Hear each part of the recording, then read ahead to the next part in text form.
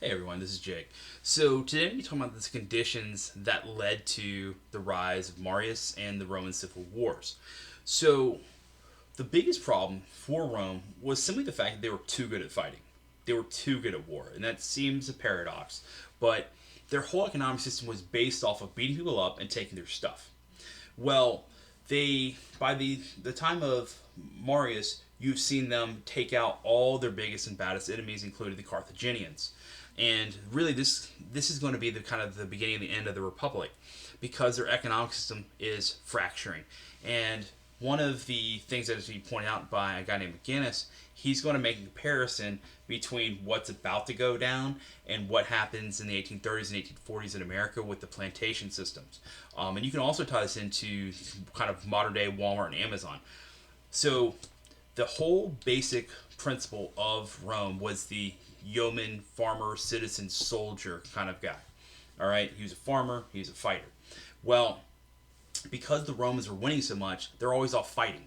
Again, because the Romans are getting paid, not just the Roman people themselves. So if you're just a citizen, you're hanging out at home, every time Rome wins a battle, you get paid.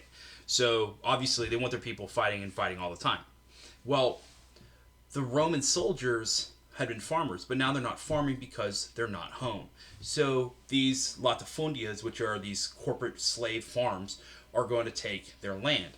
And so then these guys are not going to have land. Now, even if someone does try to keep their land, just like the Walmart and Amazon, they're not going to be able to compete because of the prices. And so they're going to get knocked out of business.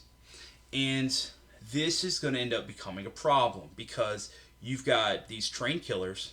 They're going to have no job, no food, and no land, and no money. Because, again, no one to fight. They don't have their farm. And so everything's about to go down. Well, these guys named the Gracchi Brothers see this, and they want to fix it.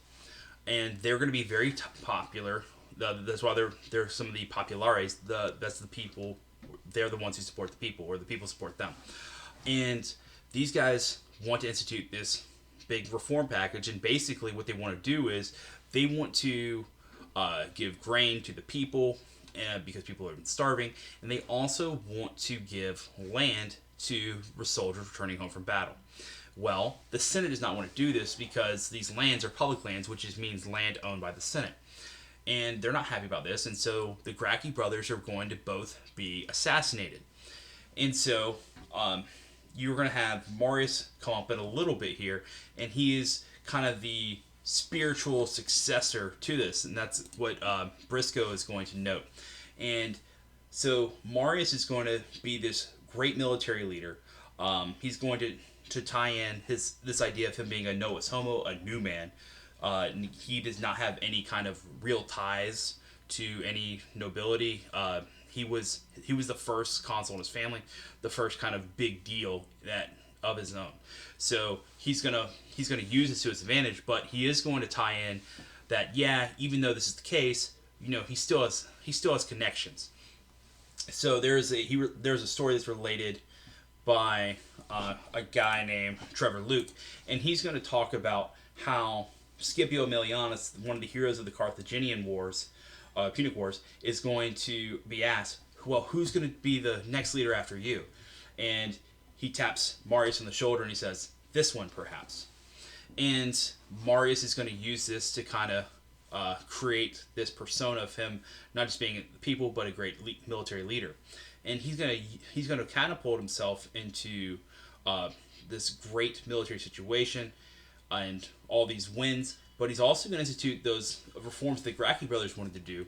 They end up being called the Marian reforms, which is giving land to the soldiers who had fought for him.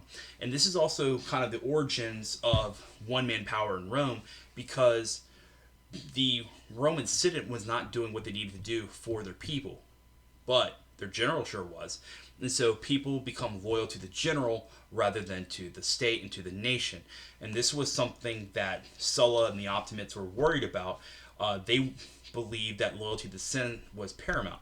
And so you have these two sides colliding where, you've got the mob on one hand and you've got the aristocrats on the other.